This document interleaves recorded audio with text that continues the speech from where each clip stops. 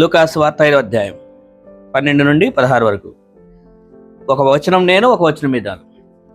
ఆయన ఒక పట్టణంలోనున్నప్పుడు ఇదిగో కుష్ఠరోగముతో నిండిన ఒక మనుషుడుండెను. వాడు యేసును చూసి సాగిలపడి, ప్రభువా, నీకిష్టమైతే నన్ను శుద్ధినిగా చేయగలవని ఆయనను వేడుకొనెను.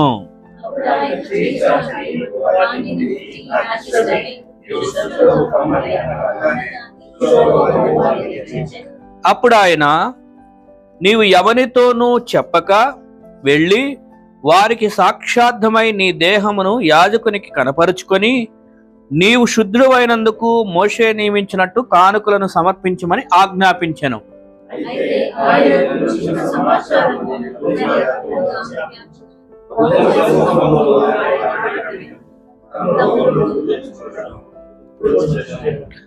కలిసి చదువుదాం.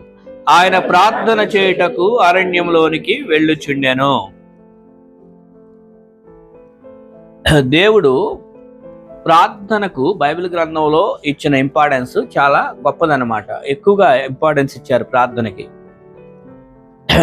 ఇక్కడ మనం చదువుకున్నటువంటి భాగంలో కూడా చూస్తే ప్రార్థన గురించి ఇద్దరు ప్రార్థన చేయటం కూడా అర్థమవుతున్నది. ఒకటి, యేసుక్రీస్తు వారు పట్టణంలోనికి వస్తూ ఉన్నప్పుడు అక్కడ ఒక వ్యక్తి ఉన్నాడంట.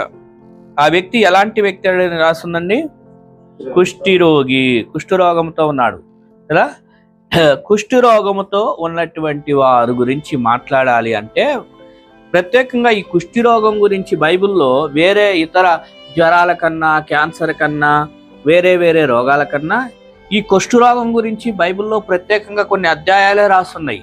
లేవియాకాండము 13వ అధ్యాయము, 14వ అధ్యాయము, ఇలాగా ఓల్డ్ టెస్ట్మెంట్లో కొన్ని అధ్యాయాల్లోకి వెళ్తే అధ్యాయాలే కుష్ఠరోగం గురించి వివరణ రాస్తుంది. అంటే కుష్ఠరోగము అంత భయంకరమైనది అనమాట. కుష్ఠరోగం గురించి మీరు తర్వాత ఇంటికి వెళ్ళాక చదవండి, లేవియాకాండంలో చదవండి. ప్రత్యేకంగా 13, 14 అధ్యాయాలు, తర్వాత 26వ అధ్యాయం, కొన్ని వచనాల అధ్యాయాలు చదివితే కుష్ఠరోగం గురించి బైబిల్లో చాలా స్పష్టంగా చాలా విషయాలు రాస్తున్నాయి. అవి చదివినప్పుడు మనకి చాలా భయం వేస్తుంటుంది.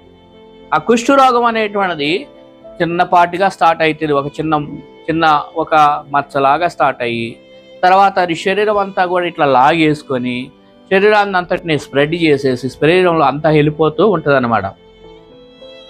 ఈ కుష్ఠరోగంతో నింపబడినప్పుడు మరి మనకు తెలుసు కుష్ఠరోగంతో ఉన్న వాళ్ళు ఎలా ఉంటారు. బాగా చూడడానికి అసహ్యంగా ఉంటారు. ఇంకోటి, కుష్ఠరోగం ఉన్న వాళ్ళని ఊరికి బయట ఉంచుతూ ఉంటారు. మనం గమనిస్తే నేను సామర్లకోట, పెద్దాపురం, కాకినాడ ఏరియాలో ఒకనొక టైంలో అక్కడ మిషనరీ టీం మెంబర్గా చేశాను. అక్కడ ఉన్న పాస్టర్ గారికి ఆ టైంలో ఒక 1 year పాటు ట్రాన్స్లేటర్గా ఉండటానికి నేనే వెళ్ళాను. అప్పుడు మాకు మన గ్రేటర్ గ్రేస్ తరపున నన్ను పంపించారనమాట. వెళ్ళినప్పుడు అక్కడ ఆ ఏరియాలో ఏంటి అంటే మెయిన్ ఒకటి ఏంటంటే హెచ్ఐవితో ఉన్న వాళ్ళకి పేషెంట్స్కి అక్కడ మినిస్ట్రీ జరుగుతుంది. వాళ్ళకి ఒక ప్రక్కన ఊర్లో ఒక చివర వాళ్ళు, ఊరికి ఇటువైపు ఇంకొక కాలనీ ఉంటుంది, చివరి ఇంకొకటి పెద్దాపురం అంటారు. పెద్దాపురంలో ఉన్న డేంజరస్ ఏంటంటే హెచ్ఐవి, అదంతా కూడా ఎయిడ్స్ పేషెంట్స్ ఉంటారు. ఆ ప్రాంతంలో అక్కడ మేము సేవ చేశాము. అది కూడా చాలా భయంకరమైనటువంటి ప్రాంతము. ఒకనొకప్పుడు రాజులు ఉన్నప్పుడు టైంలో ఆ ప్రాంతాల్లో ఏంటంటే కన్యకలు అక్కడి నుంచి వెళ్ళటము, వాళ్ళు నర్తకిశాలు అని వాళ్ళకి చక్కగా నాట్యం ఆడేటువంటి స్త్రీలు, అక్కడ గురించి చరిత్ర చాలా ఉందన్నమాట పెద్దాపురం గురించి. ఏదేమైనా పెద్దాపురం అంటే అక్కడ ఒకనొక టైంలో ప్రజల జీవితం కూడా భయపడుతూ ఉండేవాళ్ళు. ఎందుకంటే అక్కడ హెచ్ఐవి ఎక్కువగా ఉండేది ఆ ప్రాంతాల్లో. కానీ దేవుని దయ వల్ల తర్వాత చాలా చక్కగా దేవుడు ఆ ప్రాంతాన్ని మరలా బాగు చేస్తూ వచ్చాడు. ఇప్పటికీ చాలా పర్వాలేదు.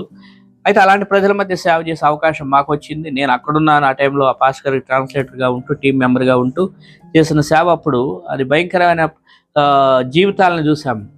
ఒక ప్రక్కన చూస్తేనేమో లెప్రసీ కాలనీ ఉండేది ఊరికి ఇటువైపు ఎంట్రన్స్ నుంచే.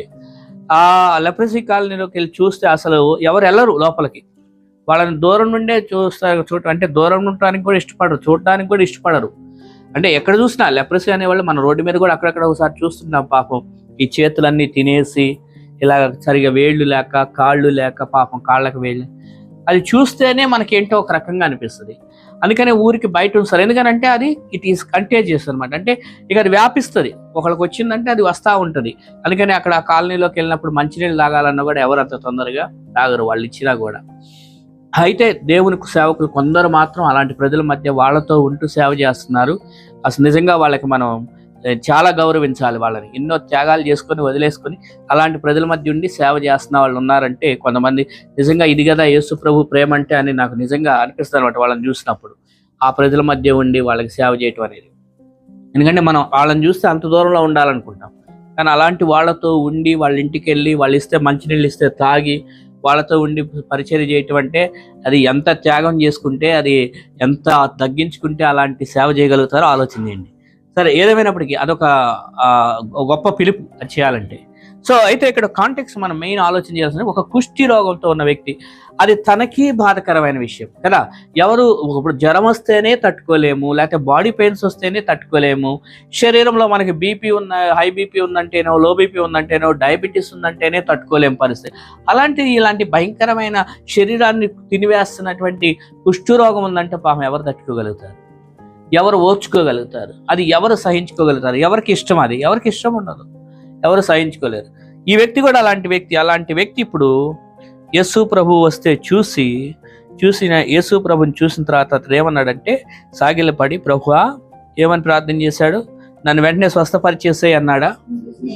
నీకిష్టమైతే నన్ను స్వస్థపరచు అన్నాడా? అక్కడ శుద్ధినిగా చేయము అన్నాడు. ఏమంటే స్వస్థపరచని అనకుండా శుద్ధినిగా చేయమన్నాడు. ఎందుకనంటే శుద్ధీకరణ అనేటువంటి ఈ యొక్క రోగానికి చాలా అవసరము.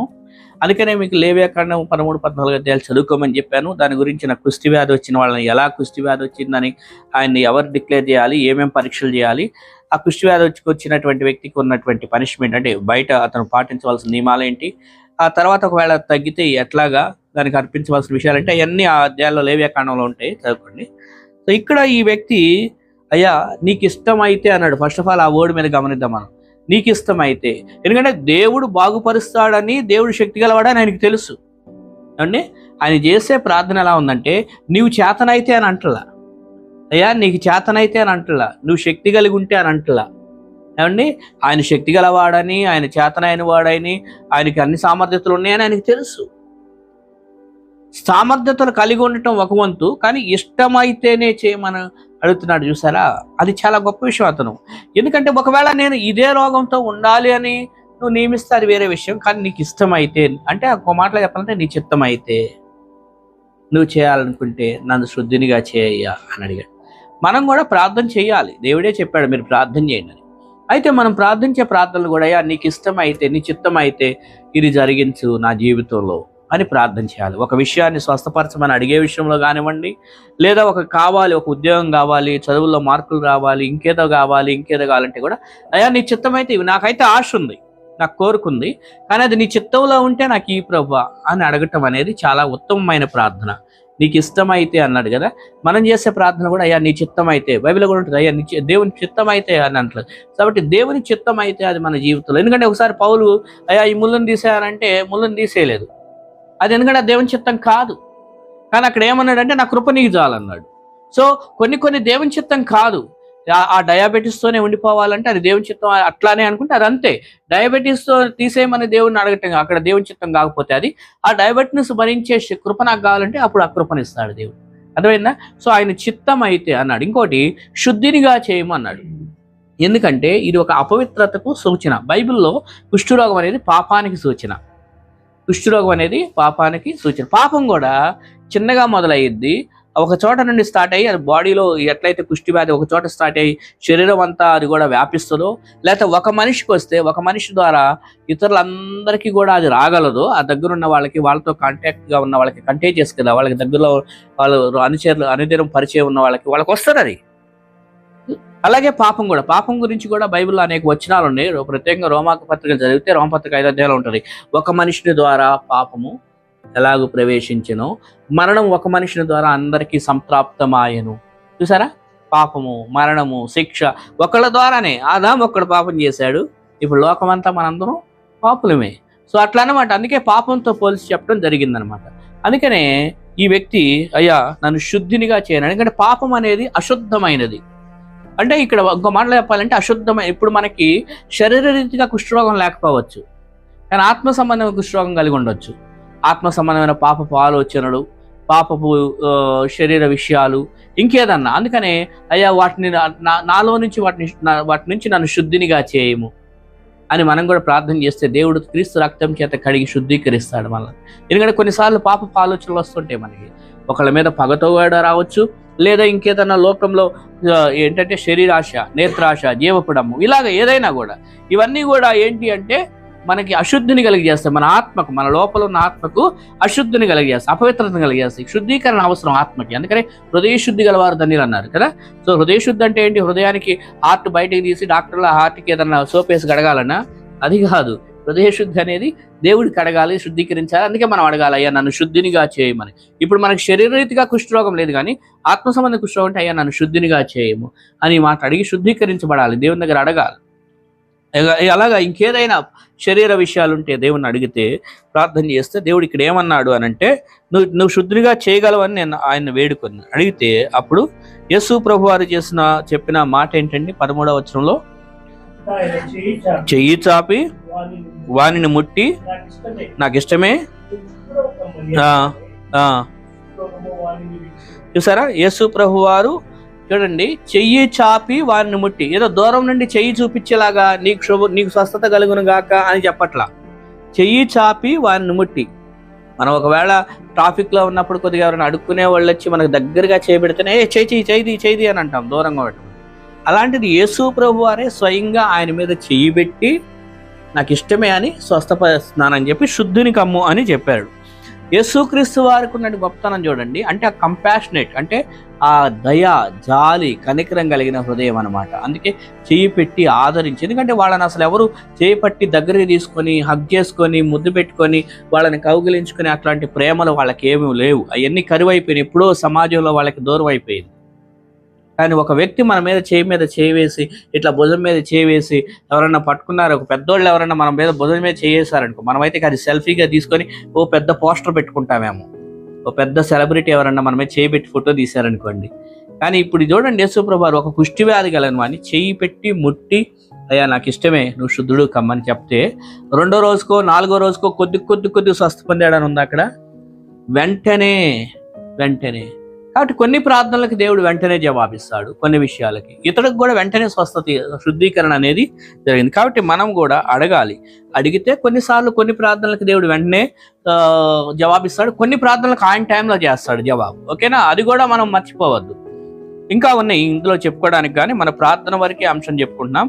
యేసుక్రీస్తు వారు అతను స్వస్థపరిచిన తర్వాత ఎన్ని అయిన తర్వాత ఇక 16వ వచనంలోకి వెళ్తే యేసుక్రీస్తు వారు కూడా ఏం చేశారండి? ప్రార్థన చేయటకు అరణ్యంలోనికి వెళ్ళిచుండెను. ఏమండి, ఇప్పుడు మనం వర్షం వస్తేనే, వర్షంలో ప్రేయర్కి రావాలంటేనే ఒకసారి 10 సార్లు ఆలోచన చేస్తామేమో. అన్నీ ఉన్నాయి, మనకి వాహనాలు ఉన్నాయి, చక్కగా లోపలికి వస్తే ఇల్లు ఉంది, మనకి పెద్ద బయట వర్షం వచ్చినా ఏం తడవము. కానీ యేసుక్రీస్తు వారు ఎక్కడికి వెళ్ళారంటే అరణ్యంలోనికి వెళ్ళి. అరణ్యంలోకి వెళ్తే ఏం ఫెసిలిటీస్ ఉంటాయి అక్కడ? ఏమన్నా మన కోసం అక్కడ ఏమన్నా వోల్టస్ ఏసీ ఒకటి, ఒక పెద్ద మంచి రాజభవనం ఉందా? ఆయనకి లేదు. యేసుక్రీస్తు వారి గురించి చెప్పబడింది కూడా, మనిషి కుమారుడు తలవాల్చుకున్నట్టుగా ఎన్నో స్థలం లేదు అని. అందుకని ఆయన అరణ్యంలో ఆ కొండల మీద, ఆ చెట్ల మీద, ఆ గుట్ల మీద అక్కడ ప్రార్థనలు చేసుకుంటున్నాడు. మనకి ఈరోజు ఎంత పెద్ద ఫెసిలిటీస్ ఉన్నాయి ప్రార్థన చేసుకోవడానికి. మనకి మంచి ఇళ్ళు ఉన్నాయి, లోపల ప్రార్థన చేసుకుని మనం వెళ్ళి అరణ్యానికి వెళ్ళి ప్రేయర్ చేయనక్కర్లా. దేవుని దేవల్ల మనకి దేవుడు మంచి ఇల్లు ఇచ్చాడు, మంచి స్థలం ఇచ్చాడు, మంచిగా లైటింగ్ ఇచ్చాడు, అన్నీ ఇచ్చాడు. మరి యేసుప్రభు అంతటి వాడే ప్రార్థన చేస్తున్నాడంటే అరణ్యంలోకి వెళ్ళి. మనకి ప్రార్థన ఎంత అవసరం ఆలోచన చేయండి మన ఆత్మీయ జీవితానికి. ఎందుకంటే శోధకుడు సాతానుడు ఉన్నాడు. వాడు ఏం చేస్తాడు? పొద్దాక మన జీవితాన్ని ఏదో ఒక విషయంలో పాడు చేయాలి, దెబ్బ కొట్టాలని చూస్తుంటాడు. కాబట్టి వాడు ఉన్నాడు, కాబట్టి వాడు మనకి ఎప్పుడూ ప్రతివాది, కాబట్టి వాడు అందుకోసమే మన ప్రత్యర్థిగా ఉన్న వాడు మనకి కీడు చేయాలని చూస్తుంటాడు. కాబట్టి మనం మాత్రం అందుకే ప్రార్థన మీద, దేవుని మీద ఆధారపడదాం. అప్పుడు పరిస్థితులన్నింటినీ మనకు శుద్ధీకరణ చేస్తాడు. ఎంతో మంది చేత అసహించబడిన మన జీవితాలను ఆయన మారుస్తాడు, గొప్పగా తీర్చబడతాం అనమాట. మన జీవితాల్లో ఏమైతే కొదువుగా ఉన్నాయో, ఏ విషయాల్లో అయితే ఆయన సహాయం మనకు అవసరమో తెలుసుకొని ఆయన దగ్గర ఈ కుష్ఠిరోగి ఏ విధంగా అయితే భయపడకుండా ప్రార్థన చేశాడో, ఆ అవకాశం వచ్చింది ఇప్పుడు ఆయన కదా. అవకాశం వచ్చిందని ఆయన ఏం చేశాడు? ఉపయోగించుకున్నాడు. అక్కడ యెషయా గ్రంథంలో 55వ అధ్యాయంలో 6వ వచనం గుర్తుందా మీకు? ఎవరికన్నా వచ్చినో సరే చదివినా పర్వాలా. యెషయా గ్రంథం 55వ అధ్యాయం 6వ వచనం. కొన్ని వచనాలు మనకి మైండ్ లో గుర్తుండిపోతాయి. యెషయా 55:6.